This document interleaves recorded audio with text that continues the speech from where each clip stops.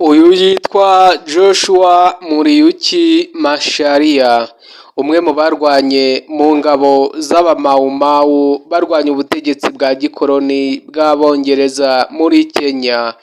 Mawumawu izwi mu Kiswahili ngo ni muzungu arudi Ulaya mw'Afrika apate uhuru.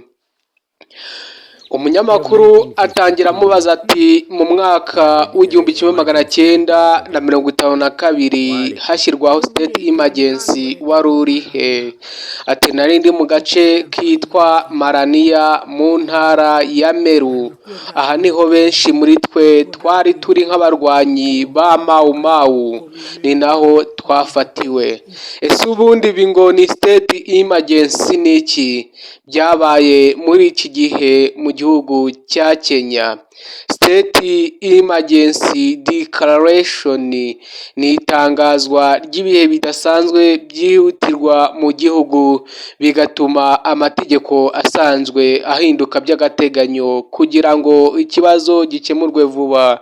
Muri Kenya rero hagati y'1952 n'1960 habayemo state emergency. Iyi yatangajwe bwa mbere mu 1952, aho ubutegetsi bw'Abongereza bwakolonizaga Kenya bwatangaje ibihe bidasanzwe mu gihugu, ahanini bitewe n'imyigaragambyo n'intambara z'abamawumawu. Aba basabaga ubutaka bwabo bwatwawe ndetse bukananyarwa, ndetse kandi basabaga ubwigenge n'uburenganzira bwa politiki, basabaga ko byubahirizwa. Intambara yatangiriye mu mashyamba ya Mount Kenya. Icyakozwe muri state of emergency ni uko abantu ibihumbi n'ibihumbi bafunzwe bataburanishijwe. Ikindi hashyizweho amakambi y'ifungwa, ikizwi nka detention camp. Amashyaka n'imiryango ya politiki bibuzwa gukora n'ibindi. Muri icyo gihe kandi abayobozi bafunzwe harimo Jomo Kenyatta wafunzwe muri uyu mwaka w'1952. Iyi state of emergency kandi yagize ingaruka nyinshi mu gihugu muri rusange. Tugarutse kuri Joshua Macharia, akomeza avuga ko icyo gihe bamaze gufatwa yakatiwe imyaka 18 y'igifungo, kandi akajya akubitwa inkoni inshuro 24. Yagize ati ndibuka umwe mu bapolisi b'abagikuyu yanze kunkubitwa izo nkoni bahita bamwirukana. Gukubitwa izo nkoni byakorwaga gutya: bashyiraga ikintu kimeze nk'intebe imbere yawe maze ugategekwa kucyunamaho ukubikaho umutwe. Akomeza agira ati gukubita byakorwaga n'abapolisi babiri, kandi umuntu wahabwaga igihano yabanzaga kwiyambura imyenda yose akambara ubusa mbere yo guhanwa. Igihe nakubitwaga inkoni nabaraga inkoni bankubise, zigeze ku ya 9 amatwi yanjye yatangiye kumvikanamo urusaku. Nahise ntubwenge, nyuma ndakangurwa bambwira ko inkoni zose zarangiye. Nyuma y'inkoni ya 9 sinongeye kubasha gukomeza kubara. Nyuma yo gukubitwa inkoni, umuntu wahanwe yajyanwaga mu nzu kugira ngo aruhuke. Igihe najyaga kuruhuka nyuma yo gukubitwa, nasanze abandi bari bahanwe mbere yanjye, kandi kubera ko bari bambaye ubusa nabonaga uko imirongo y'inkoni yatukuraga cyane mu migongo yabo. Narababajije nti nakomeretse?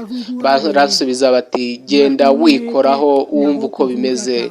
Igihe nikoraga ku mugongo, ukuboko kwanjye kwahise kuzuraho amaraso. Natangiye kurira, kandi nyamara sinari narize igihe nari ndimo gukubitwa. Akomeza abazwa ati aho mu makambi y'impunzi cyangwa se detention camp ubuzima bwaho bwari bumeze bute? Agira ati ubuzima bwari bubi cyane, nta kintu cyiza na kimwe cyari gihari kuko twari nk'imfungwa. Gahunda y'abapolisi b'abakoloni b'abanyafurika baturindaga bibazaga ko dushaka ko abongereza batuvira mu gihugu kandi bo babyungukiragamo mu buryo bw'amafaranga. Ndibuka igihe nagiye kwiyitaho nta ruhushya mfite rw'umupolisi mukuru witwaga Otieno, yaramfashe ampirikira hasi antegeka gusimbuka amakeri mfashe ku matwi yanjye. Uyu mugabo yarankubise cyane maze ndamubaza nti umaze igihe kinini unkorera ihohotera, iyo ntaza kuba mfungiye hano bari kungenza gutya? Yaransubije ati ni abagikuyu gusa bagomba gukubitwa.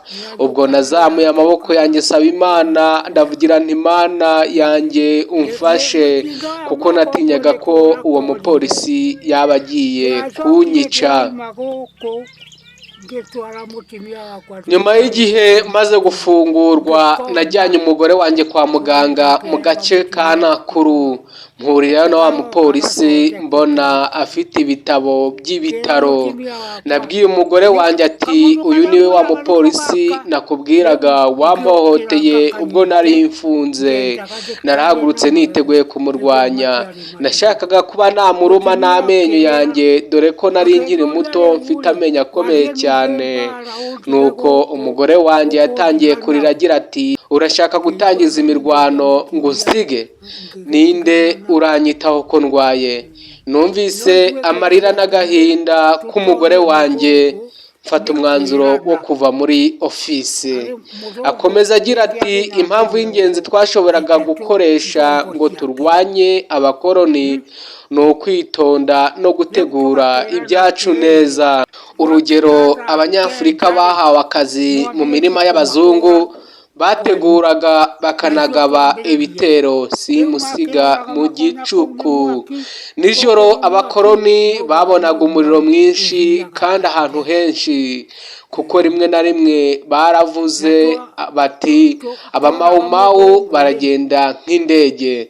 Igihe cyose twicaga umuzungu twacanaga umuriro tugashyira umubiri we ku muriro tukigendera. Iyo bagenzi be rero babonaga ibyo twakoze batekerezaga ko twotsa abantu kugira ngo tubarye. Ubwo ni ubuhamya bwa Joshua Mariuki Macharia, umwe mu barwanye mu bitero by'abamawumawu muri Kenya barwanya ubukoloni bw'Abongereza. Nubwo nabo bitaboroheye, bafungwaga bagakubitwa bagakwetirwa ihohoterwa rikomeye cyane. Rĩu tũgakĩrana atĩrĩrĩ, gwakinya thaa kenda-rĩ mwambĩrĩrie kũmahũra.